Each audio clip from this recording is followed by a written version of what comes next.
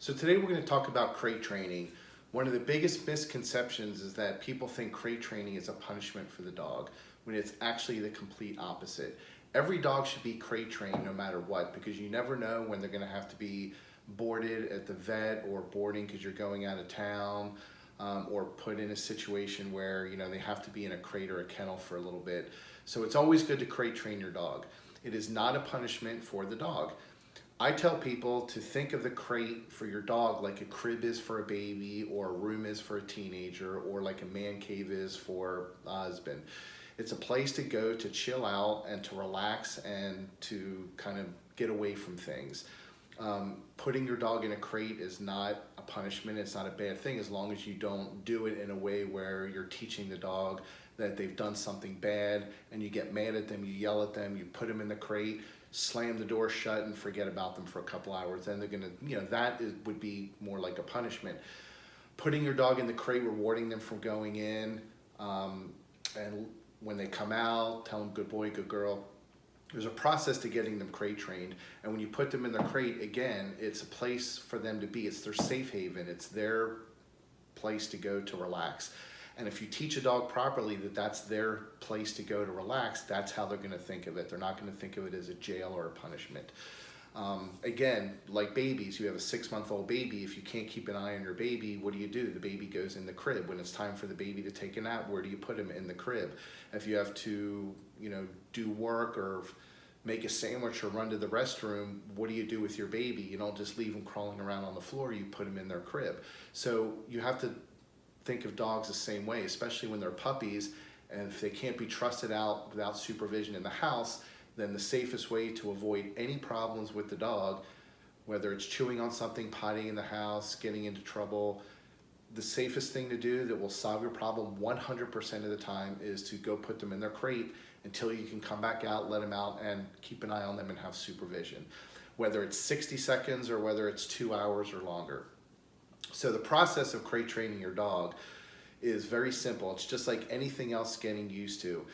I understand that people are going to have to go to work and spend hours at work, and the dog's going to have to be in the crate for long periods of time and even overnight. But that doesn't mean that that's the only time you crate train your dog or put your dog in the crate. Working with your dog daily in different increments when you're home, crate training is going to help acclimate your dog to being in a crate for longer periods of time. So you don't just want to put them in there when you have to, you want to actually work on it as a part of your training routine. And this applies to whether the dog is 8, 9, 10 weeks old or 5, 6, 7, 8, 9 years old. Some dogs do have certain issues like claustrophobia, containment phobia, even separation anxiety. I'm not going to talk about that today. Those are separate issues. We're just going to focus on getting your dog acclimated to a crate, especially puppies. So what you want to do is you want to use a command, and you want to hold your hand out to invite the dog in. And your command can be anything. It could be place, it could be crate, it could be home, anything you want. Just pick a word and stick with the same word. So for demonstration purposes, we're going to use crate. So what you do is you open the crate door. You might have to put a leash on the dog, and you have a treat. We're assuming that the dog's a puppy and you're kind of starting from scratch with the dog. So what you do is you have a leash on, and have some treats in your hand, and then tell them crate, crate, crate. They might resist, they might not want to go in. You just kind of force them in a little bit with the leash and even scoot their butt in, and as soon as they go in, good boy, good girl, give them a little treat. Whenever you use treats in training, even for puppies, make sure they're very tiny treats. Don't give them a big bone every time they go in there because you're going to overfeed them. They don't care about the quantity of what you're giving them, it's the offering that counts. So just use very small training treats, or if you have bigger ones, I like the chewy ones because it allows me to break them apart a lot easier, very tiny. So when the dog goes in, and as soon as they go in, even if you have to kind of force them in a little bit, good boy, good girl, act excited, give them a treat, won't let him back out, praise him, good boy, good girl. Repeat that process, crate, crate, crate, crate, crate, crate, shove him in, treat, good boy, good girl, good boy, good girl, let him out, good boy, good girl. And repeat that process, and then what you should start seeing very quickly is the dog starting to walk in on their own. So you hold your hand out, you say crate, or you could just use the verbal crate, and then when they start to go in on their own, reward them, give them a little treat, good boy, good girl, let them back out. Once they start going in on their own, then you can start shutting the door.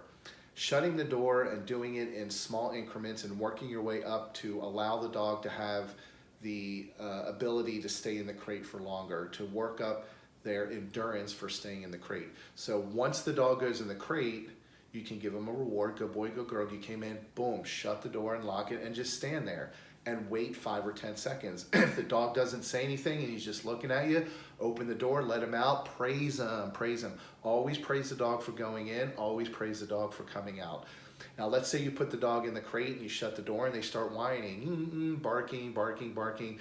Don't let the dog out, because what you're gonna teach the dog is if they bark and whine and complain, someone will let him out, so you're teaching him to do that behavior. So instead, ignore them. Ignore them until they stop. This can be a tedious process for dogs that are very barky and whiny, but you have to be patient with this and you have to have the time to sit there until they stop barking or stop whining. So as soon as they stop whining, give it about 2 or 3 seconds. Good boy, good girl, open the door, let them out, praise them, good boy, good girl. If you want to give them a little treat for coming out, you can do that as well. Again, put them back in, say crate, they go in the crate, shut the door, and do the same process, 5 or 10 seconds. Now, once they go into the crate, you can shut the door for 5 or 10 seconds and they're not saying anything, then increase the time. Keep them in for 30 seconds, keep them in for a minute. Once they start doing that easily, then when you get to about the 1 or 2 minute mark, then start to leave the room where they can't see you. So they might be fine in the crate while you're standing there after you've trained them to do that, but then once you leave their line of sight, then they might go, oh, where are you going? Come back, let me out. So kind of turn the corner of the door where they can't see you. If they whine and they bark or do whatever, just wait until they calm down. You can give them the off command, which means stop doing that. If you want, you can kind of yell off until they stop, or you can just stay silent, let them stop on their own. Stand there. If they're whining, it might be 30 seconds, 1 minute, 2 minutes, just be patient. As soon as they stop, give it a couple seconds, go back in, let them out, give them a tiny treat, tell them good boy, good girl. The reason why you want to wait a couple seconds after they stop is because you don't just want to let them out like as soon as they bark, they stop and you let them out, because you're giving them the message that, hey, bark, someone will come let me out. So you want to let them settle down and not make any noise, at least for a few seconds, so they understand that when I quiet, someone will come let me out. And then start increasing the time that you're keeping them in there. So now you can put them in the crate, give them a reward, tell them good boy, good girl, shut the door, leave the room, and then they still might bark or still might whine for a little bit, and as soon as if they calm down quicker, then wait a little bit longer after they're silenced before you go in and let them out. And work your way up to the point where they can go in the crate, shut the door, you can leave the room, and they're quiet. Even if they whine or bark for a few minutes or however long, that's okay. Some dogs will always do that. The point is that after a couple minutes, they calm down, and then they're able to just lay down, take a breather, and and either chew something, which we'll get into that in a minute. So do that. And then if you do that on a consistent basis, literally you can take 5 minutes out of your training time out and work lots of crate training. You can get a lot done in 5 minutes with a dog. And then that way, when you do have to leave for longer periods of time, they're already used to going in the crate, being rewarded, shutting the door, and then just knowing eventually you're gonna come back and let them out. That's really the simple way to crate train a dog. As far as the size of the crate and the things in the crate, the size of the crate, really simple process. If the dog can stand up in the crate and their back does not hit the top, they can make a 360-degree turn very easily and lay down comfortably. That's all the space you need for the dog. We always suggest getting a crate with dividers, and as the dog grows, move the divider. And then that way they can fit comfortably in there. Never put anything in the crate that's destructible, like squeaky toys. Don't put blankets and bedding and stuff in there, especially when they're puppies, because you don't want them to get into a chewing habit of chewing up a blanket or chewing up a squeaky toy, because the blanket is something that's unapproved. They're not supposed to chew up on that. And if they get bored, they might start doing that. The second thing with the blanket is they could potty on it, they can pee on it, and then it soaks it up and acts like a diaper, and then they just go to the other side and then lay down, and they realize that, hey, this is my bathroom here, this is where I sleep here, and you don't want that to happen. You don't want them to look at the blanket as their potty area.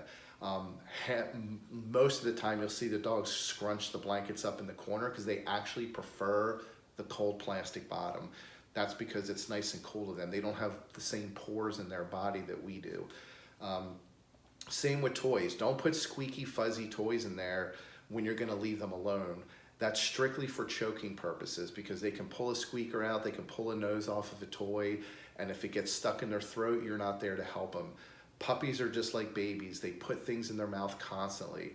That's why when babies have the pacifiers, they have a safety ring. There's no way they can swallow that pacifier. So make sure there's nothing your dog can swallow that potentially choke on. If you put stuff in their crate, make sure they're indestructible toys like Kongs, Nylabone, deer antler, things that cannot be ripped and pulled apart. And make sure you don't, I recommend to people that you rotate a couple of toys out every few days, so that it's always something every few days different for them. If you keep the same thing in there for days and days and weeks, they could get bored of it, and then there's nothing exciting them. So what I do is I just, every few days I just rotate the toys out, or even every time you put them in, just put one or two, toys in that are different than what you put in the last time. So, take 5, 6, 7 different toys and put one or two in. Remember, indestructible toys. So that's what you should put or not put in the crate, the size of the crate, and how you actually crate train your dog. Crate training your dog, again, is something that everybody should do. It's not a prison for your dog. Don't yell at them, throw them in there. Even if they're chewing something in the house, or they're overplayed because they've been out too long and they start to get tired and destructive and start pulling on the kids' clothing and things like that, that's a good time to go put your dog in the crate. But don't get mad at them for doing that, because they don't know what they're doing. So don't get mad at them and throw them in the crate and slam the door shut. That's punishment. Just say, okay, you've been out too long, you need a break, so let's go. And then say crate, and then let them go in, give them a treat, good boy, good girl, shut the door. And they might, they're into that ramped up mode, so they might want to come out, so they're scratching and barking and whining because they want to continue to play. Just let them go, and in a few minutes they'll be either out taking a nap or they'll be chewing on something, and they'll be okay. Once they've had some sufficient rest, then you can come let them out and give them some more freedom in the house, let them play around a little bit. Just like a little kid, when kids overplay, they tend to get tired, and when they get tired, they tend to get sloppy and destructive. So dogs are the same way. So crates are great to put the dog in when you can't have 100% supervision on them, and 2, when they've been out long enough and they need a break. So you put them in the crate like you would put a baby in the crib, or send your kid to the room to go play a video game or do their homework and get them out of the environment. Do that on a daily basis, a couple times a day, several times a day, and you can literally have your dog crate trained in a few weeks.